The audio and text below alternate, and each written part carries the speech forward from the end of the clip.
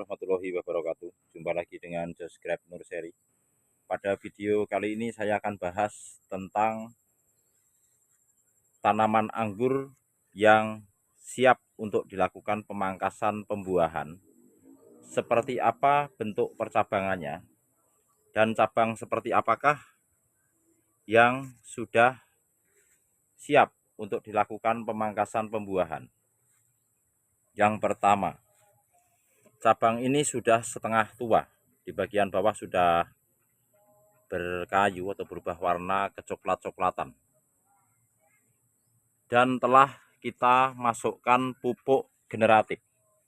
Ini pupuk generatif untuk membuahkan pohon anggur ini saya menggunakan aplikasi spray, tidak lagi saya kocor. Tentang bagaimana caranya dan berapa dosisnya sudah saya bahas di video saya 3 hari yang lalu. Kawan-kawan yang baru mengikuti video saya silahkan di scroll, karena pada video kali ini saya lebih akan membahas tentang ciri-ciri tanaman anggur yang siap untuk dilakukan pemangkasan pembuahan. Jadi sebelum kita melakukan pemangkasan pembuahan, tentunya kita telah melakukan pemupukan di 2 fase, yaitu fase vegetatif dan generatif. Fase vegetatif yaitu fase di mana tanaman ini bertumbuh atau fase pertumbuhan, kita memberikan pupuk NPK seimbang. Saya menggunakan NPK Ponska Plus dengan grade fertilizer 15-15. Itu rutin kita berikan 3 minggu sekali. Dan PSB rutin kita berikan 1 minggu sekali.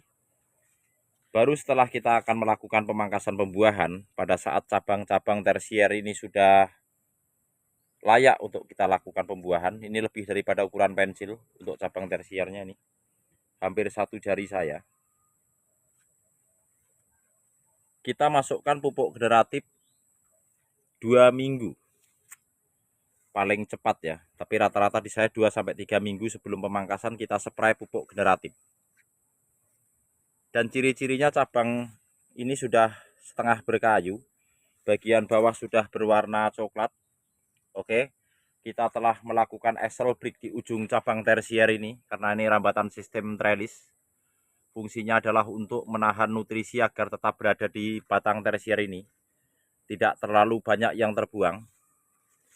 Bat-batnya telah menyembul seperti ini kelihatan bulat, menyembul, terlihat ya.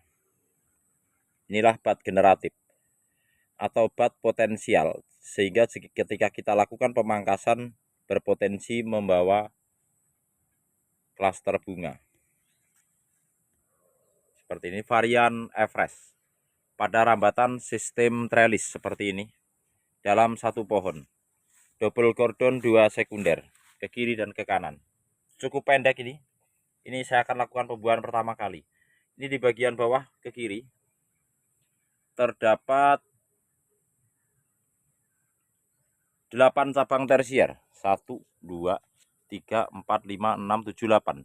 8 cabang tersier yang ke kiri, dan ke kanannya 6. Ini yang ke kanan, 1, 2, 3, 4, 5, 6. Kita melakukan axle break di 1 meter lebih, seperti ini. Ini telah kita pangkas kemarin. Titik-titik axle breaknya seperti ini. Ini kita telah lakukan axle break berkali-kali, terlihat ya. Dan ini sudah saya pangkas untuk kita lakukan pruning. Jadi secara fisik batang tersier atau cabang tersier telah berukuran minimal seukuran sedotan, idealnya 1 ukuran pensil. Itu yang pertama. Yang kedua, telah kita cukupi pupuk vegetatifnya, dan kita juga telah memasukkan pupuk generatif. Boleh kocor, boleh spray, paling cepat 2 minggu sebelum kita lakukan pemangkasan. Dan dosisnya sudah saya bahas pada video saya sebelumnya. Nah, setelah kita masukkan pupuk generatif, kita akan melakukan pemangkasan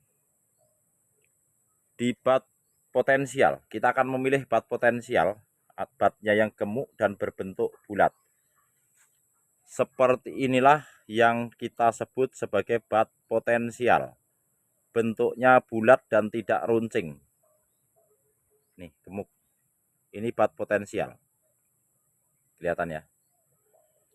Jadi, ciri-ciri tanaman anggur yang sudah siap untuk dilakukan pembuahan, tentunya yang pertama, cabang tersier sudah mendekati ukuran pensil. Idealnya memang seukuran pensil. Yang kedua, kita telah melakukan axle break sehingga nutrisi tidak lari kemana-mana, tetapi tertahan di cabang tersier yang akan kita buahkan ini, atau cabang tersier yang akan kita lakukan pemangkasan pembuahan ini. Kemudian yang ketiga, kita telah memasukkan pupuk generatif untuk memacu perubahan fase atau mendukung dan merangsang terjadinya pembungaan pasca pruning. Itu. Kemudian dalam pemangkasannya kita akan memilih bat potensial. Mata tunas utama yang berpotensi mengeluarkan bunga pada saat kita lakukan pemangkasan pembuahan. Jadi, ciri-ciri fisik tanaman anggur yang sudah siap dibuahkan seperti yang saya sebutkan tadi. Dan telah banyak keluar bunga PHP, itu di atas ada itu. Itu seperti itu. Yang bermunculan di fase axle break. Itu menandakan bahwa nutrisi generatif telah terserap dengan baik oleh tanaman dan tanaman telah merubah fasenya dari vegetatif ke generatif serta siap untuk dilakukan pemangkasan pembuahan. Jadi pemangkasan pada pembuahan pertama, ini pemangkasan pembuahan pertama pada rambatan sistem trellis varian Everest ya. Kita lebih memilih di perbatasan batang yang tua dan muda atau setengah tua. Kenapa demikian? Karena ini tidak kita lakukan stres air. Jadi kita sama sekali tidak melakukan stres air untuk perlakuan pada pohon ini sebelum kita lakukan pemangkasan.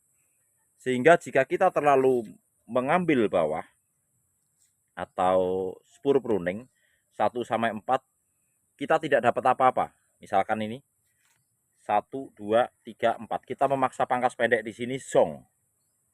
Kenapa zong? Jadi nutrisi telah tertahan di ujung, di sini, sekitar sini. 789 mata tunas. Terkecuali kita melakukan stres air, seiring dengan tanaman ini stres menjelang kematiannya, dia nutrisi akan turun terus. Nah, salah satu tujuan stres air adalah untuk mencegah atau menarik nutrisi dari ujung mendekat ke pangkal sekunder supaya pemangkasannya tidak terlalu panjang. Nah, jadi kalau kita lakukan stres air sampai tanaman betul-betul stres, kita bisa melakukan pemangkasan pendek. Seperti yang terjadi di luar negeri, di fase dorman tanaman pingsan, hidup enggak, mati enggak. Nah, disitulah nutrisi kembali mendekat ke cabang sekunder. Sehingga di musim panas ketika dilakukan pemangkasan bahkan 2 mata tunas pun mengeluarkan buah. Sedangkan di iklim tropis adalah iklim pertumbuhan. Dan karakter tanaman anggur ini adalah dominasi apikel. Dominasi apikel adalah dominasi pucuk. Jadi pertumbuhan selalu lari ke pucuk-pucuk terus. Jadi salah satu penyebab anggur dipangkas tidak berbuah adalah salah pruning.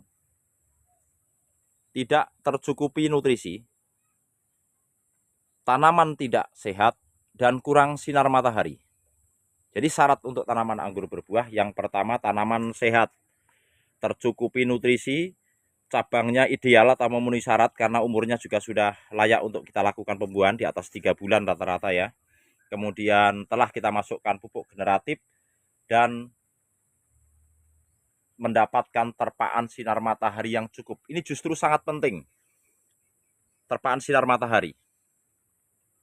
Jadi kurang sinar matahari, kurang maksimal, bahkan tidak fotosintesis tidak berlangsung dengan baik sehingga tanaman tidak berbuah. Kesalahan selanjutnya adalah kita memaksakan memangkas pendek tanpa stres air. Sedangkan nutrisi tertahan di bagian medium 7-12. kita memaksa pemangkasan di 4, maka tidak membawa bunga, karena kita telah membuang mata tunas utama yang berpotensi membawa buah dan telah kita pangkas, kita buang. Jadi salah satu penyebab anggur tidak berbuah adalah salah pruning. Kita memangkas dan membuang cabang yang mestinya berbunga di sini dan menghidupkan cabang yang tidak potensial membawa bunga di sini. Salah satu penyebab kita gagal dalam membuahkan anggur adalah salah pruning. Itu diantaranya. Jadi penampakannya seperti ini. Cabang-cabang yang siap untuk kita lakukan pruning pembuahan. Tentunya pupuk telah kita berikan ya. Tanaman sehat, cabangnya mendekati ukuran pensil. Sudah berubah warna agak kecoklat-coklatan. Di bagian bawah sudah berkayu. Oke. Dan kita pemangkasannya nanti kita akan melakukan pemangkasan di bat potensial. Inilah ciri-ciri tanaman anggur yang siap dilakukan pemangkasan pembuahan. Sekian dulu, semoga video ini bermanfaat dan menginspirasi kawan-kawan. Terima kasih. Wassalamualaikum warahmatullahi wabarakatuh.